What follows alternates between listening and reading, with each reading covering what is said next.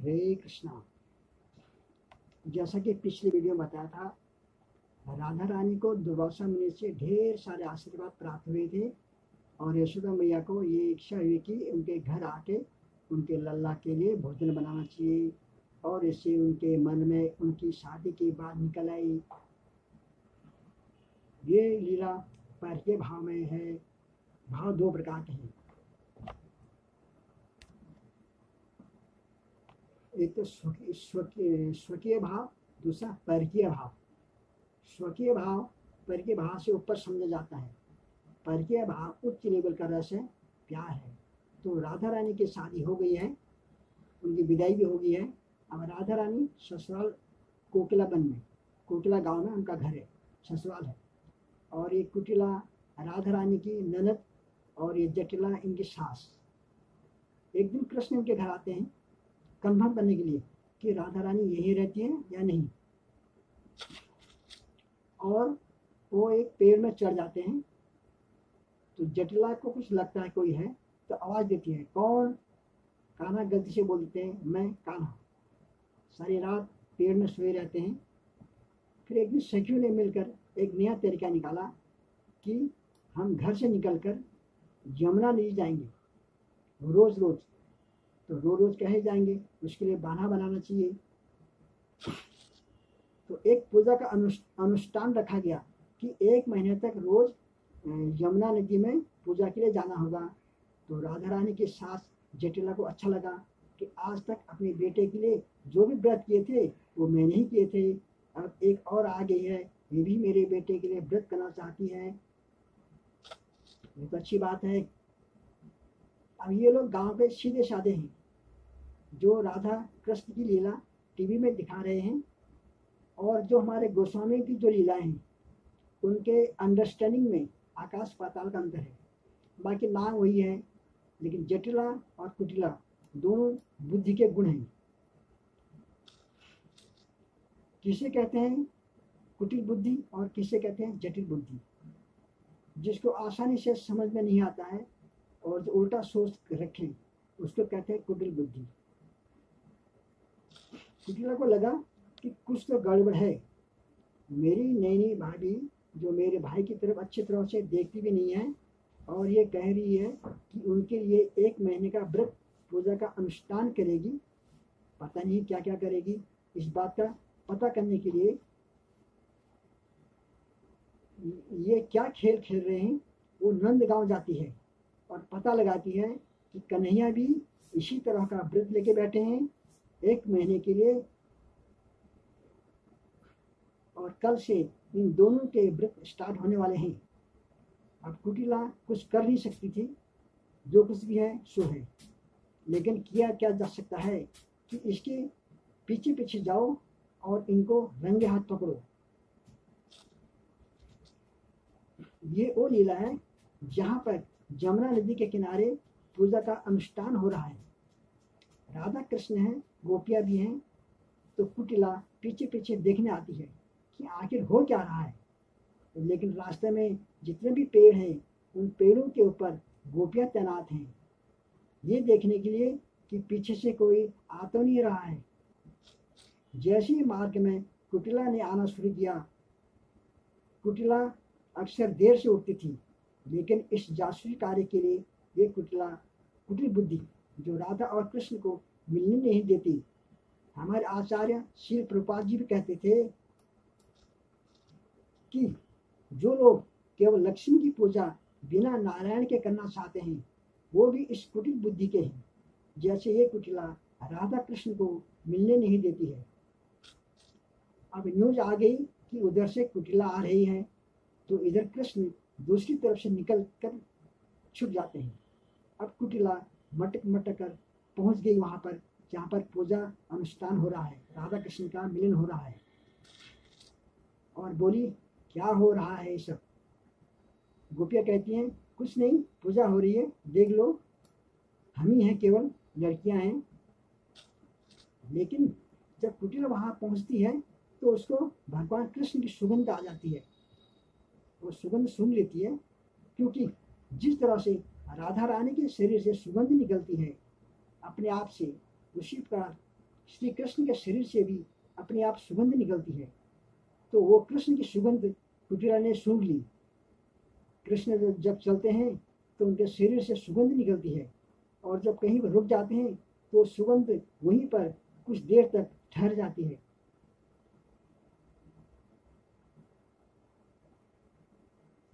तो कृष्ण की सुगंध कुटिला ने पहचान ली। कहा कि हमें तो यहाँ पर बहुत मनमोहक सुगंध की अनुभूति हो रही है। तो गोपियों ने कहा, अरे कुटिला, तुम्हें मालूम नहीं कि राधा रानी के शरीर से हमेशा सुगंध निकलती रहती है। ये सुगंध जो तुझे फीलिंग हो रही है, ये राधा रानी की सुगंध है। तो कुटिला कहती है कि ये सत्य है कि राधा रानी के शरीर से सुगंध निकलती है। हाँ, मैं गांव के गंवार जरूर हूँ, लेकिन मैं जनानी सुगंध और मर्दानी सुगंध में अंतर जानती हूँ। ये सुगंध जो है ये मर्दानी सुगंध है, और राधा रानी की सुगंध है वो जनानी सुगंध है। अब गोपियाँ मनी मन कह रही है कि कुटिला तो सही कह रही है, अब क्या करें। सारी गोपियाँ परेशान। कुटिला ने कहा कि कृष्ण यही है, उनकी सुगंध अभी यही है। कृष्ण ये छुप के सब देख रहे हैं और समझ रहे थे और जायजा ले रहे थे कि अब ये प्लान भी फेल हो गया है, अब क्या किया जाए। कुटिला यहाँ तक पहुँच गई, ये कृष्ण सोच रहे हैं। कृष्ण ने एक और नया प्लान बनाया। हम पहले आपको अभिमन्यु के बारे में बताते हैं। अभिमन्यु कौन है? अभिमन्यु कुटिला का भाई है। ये अभिमन्यु एक सीधा साधा किसान है। सुबह को उठता है और अपना कुछ खाता पीता है, फिर खेत में चले जाता है। पूरा दिन खेत में काम करता है और लंच खेत में ही करता है। शाम को घर आ जाता है। एकदम सिंपल किसान है। कृष्ण और अभिमन्यु देखने में एक जैसे लगते हैं, सेम शक्ल के, क्योंकि वो सीधे कृष्ण के ही विस्तार हैं। जैसे कि रासलीला में सारे गोपी कृष्ण के विस्तार थे, तो अभिमन्यु भी कद काठी शरीर की क्रांति सब सेम कृष्ण की तरह है, लेकिन वो कृष्ण नहीं थे। जी गोस्वामी ने अंतर बताई। जब कृष्ण बोलते हैं, अब दोनों में अंतर बताएंगे। जब कृष्ण बोलते हैं तो उनकी वाणी तीन लोक में पहुंचती है, लेकिन जब अभिमन्यु बोलते हैं तो जैसे हम बोलते हैं केवल नॉर्मल आसपास से सुन पाते हैं। नंबर 2, वाणी की मधुरता। कृष्ण की वाणी एकदम मधुर और अभिमन्यु की वाणी नॉर्मल। कृष्ण मोर पंख पहनते थे, अभिमन्यु नहीं पहनते। कृष्ण मुरली रखते थे, अभिमन्यु मुरली नहीं रखते थे। अभिमन्यु के शरीर से सुगंध नहीं निकलती थी जो कृष्ण के शरीर से निकलती थी, लेकिन कृष्ण उस सुगंध को कंट्रोल कर सकते थे। अभिमन्यु के शरीर से सुगंध नहीं निकलती थी। अब कृष्ण अभिमन्यु, जो कृष्ण है वो अभिमन्यु बन गए और दूसरी तरफ से घूम के जहाँ पर पूजा हो रही है अनुष्ठान जमुना नदी किनारे पर, वहां पर पहुंच गए। दूसरी तरफ से घूम गए और अपनी बहन कुटिला के पास आए और बड़े प्रेम से अपने बहन कुटिला के गले में हाथ डाला और बड़े प्रेम से बोले, कुटिला तू यहाँ क्या कर रही है? और लेकिन वो कृष्ण है तो अभी वो अभिमन्यु बने हुए। कुटिला बोली कि भैया मैं ये सब देखने आई थी। इससे पहले कुटिला कुछ और पूछ ली। अभिमन्यु ने बोल दिया कि मैं यही देखने आया था कि आखिर हो क्या रहा है। अब मुझे पता चल गया है, और इनके आगे के प्लान भी, कृष्ण राधा के जो प्लान है वो भी मुझे पता चल गई है। तो कुटिला तो बहुत खुश होगी कि मेरा भाई भी इस चीज़ में मेरा साथ है।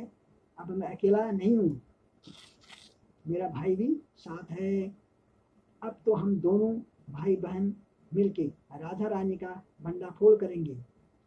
अब कुटिला बोली, हाँ हाँ भैया बताओ इन आगे की प्लान क्या है, मुझे बताओ।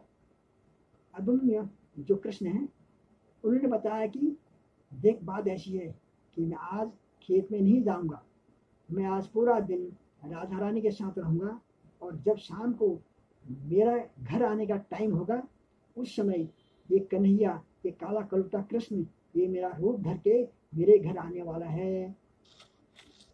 कुटिला बोली, अच्छा ओ माय गॉड, ये हमारे घर आने वाला है, इसकी ये हिम्मत।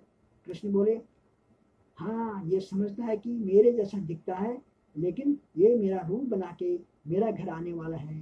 कुटिला बोलती है, तो अब हमें क्या करना चाहिए?